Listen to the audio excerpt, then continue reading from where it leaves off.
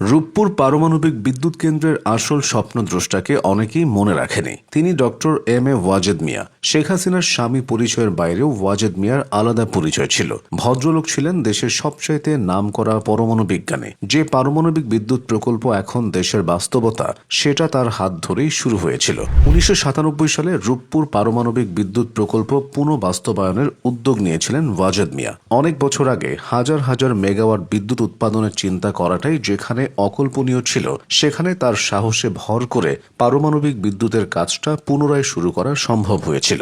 বাংলাদেশ পরমাণু শক্তি কমিশনের চেয়ারম্যান হিসেবে তিনি যে অবদান রেখে গেছেন তা অবিস্মরণীয়।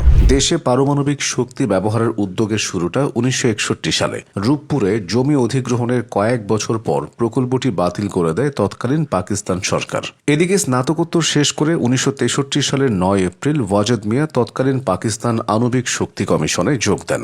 পরবর্তী দীর্ঘ সময় যখন রূপপুর ছিল একটি অবহেলিত প্রকল্প, তখনও ওয়াজেদ মিয়া হতাশ হননি। পরমাণু শক্তি কমিশনের চেয়ারম্যান হিসেবে তিনি লড়াই করেছেন জমিটুকু রক্ষা করার জন্য। তিনি জানতেন জমি একবার হাতছাড়া হলে এই স্বপ্ন আর কোনোদিন বাস্তবায়ন হবে না। তিনি কোনো রাজনৈতিক নেতা ছিলেন না, তিনি ছিলেন আপাদমস্তক বিজ্ঞানী। তিনি বই লিখেছেন, গবেষণাপত্র তৈরি করেছেন এবং রূপপুরের কারিগরি ও প্রশাসনিক ভিত্তিপ্রস্তর স্থাপন করেছেন। 1969 সালে ইতালির ট্রিয়েস্টের আন্তর্জাতিক তাত্ত্বিক পদার্থবিজ্ঞান গবেষণা কেন্দ্র তাকে অ্যাসোসিয়েটশিপ প্রদান করে। এই সুবাদে তিনি 1969 থেকে 73 এবং 1983 সালে ওই গবেষণা কেন্দ্রে প্রতিবার 6 মাস ধরে গবেষণায় নিয়োজিত ছিলেন। 1969 সালের নভেম্বর থেকে 1970 সালের অক্টোবর পর্যন্ত তিনি যুক্তরাষ্ট্রের ওয়াশিংটন শহরের ড্যারেসবেরি নিউক্লিয়ার ল্যাবরেটরিতে পোস্ট ডক্টরাল গবেষণায় নিয়োজিত ছিলেন। 1975 সালের 12 মার্চ থেকে 24 আগস্ট পর্যন্ত তিনি তৎকালীন পশ্চিম জার্মানির কার্লসরুহে শহরের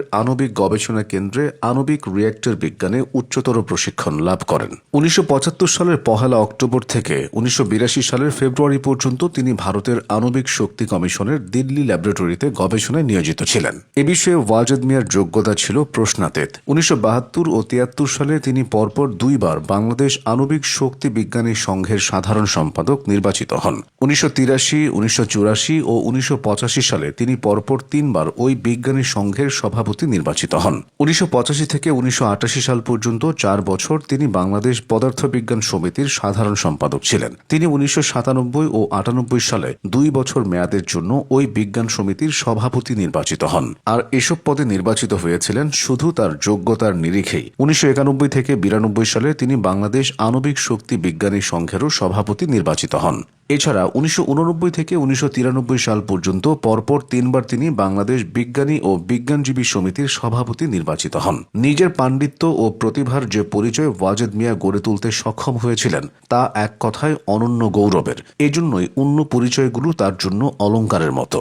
যেসব কথা তিনি প্রচার করতে চাননি, তার প্রয়োজনও বোধ করেননি। বেঁচে থাকতে মানুষ ওয়াজেদ মিয়া সম্পর্কে যতটা জানতেন, পরে জেনেছে তার চেয়ে অনেক বেশি। 2009 সালের 9 মে এই বিজ্ঞানীর জীবনাবসান ঘটে। রূপপুর পারমাণবিক বিদ্যুৎ প্রকল্প এখন আর কল্পনা নয়, পুরোটাই বাস্তব। 2013 সালের অক্টোবরে এই পারমাণবিক বিদ্যুৎ প্রকল্পের ভিত্তি স্থাপনকালে শেখ হাসিনা বলেছিলেন, এই প্রকল্প বাস্তবায়িত হলে পূরণ হবে জাতির জনক বঙ্গবন্ধুর স্বপ্ন, সফল হবে বিশিষ্ট পরমাণু বিজ্ঞানী ডক্টর এম এ ওয়াজেদ মিয়ার আমরণ প্রচেষ্টা এবং সুফল ভোগ করবে সারা দেশের মানুষ।